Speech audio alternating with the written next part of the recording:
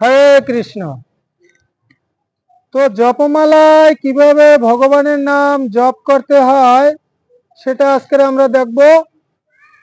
তো আপনারা দেখতে পাচ্ছেন আমার এখানে একটা জপমালা রয়েছে। তো আমি যে একটা মোটা গুটি ধরে রয়েছি এটাকে বলা হয় সুমেরু।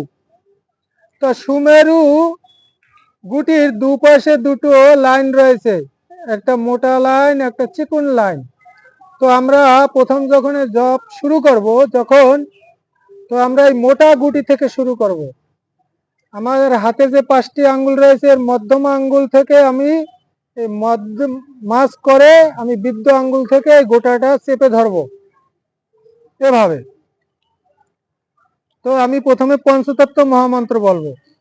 জয় শ্রীকৃষ্ণ চৈতন্য প্রভু নিত্যানন্দ শ্রী অদ্বৈত গদাধর শিবাসাদি গৌর ভক্তবৃন্দ। হরে কৃষ্ণ কৃষ্ণ কৃষ্ণ হরে হরে, হরে রাম রাম রাম হরে হরে। তো এরপরে যে আমি গুটিগুলো জপ করব সে গুটিতে আমরা শুধু হরিনাম মহামন্ত্র জপ করব, পঞ্চতত্ত্ব মহামন্ত্র জপ করব না।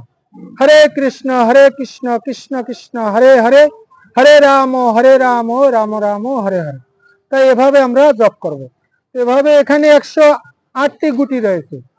তো আমরা এই 108টি গুটি জপ করে করে যখন এখানে আসবো এই চিকুন সারিতে, এখানে এসে আমরা কি করব, মালাটা এই সুমেরুর উপরে আমরা মানে উপর থেকে আসবো না।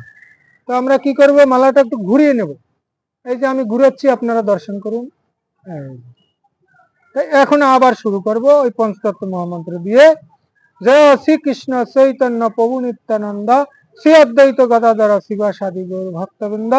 হরে কৃষ্ণ কৃষ্ণ কৃষ্ণ হরে হরে, হরে রাম রাম রাম হরে হরে। হরে কৃষ্ণ।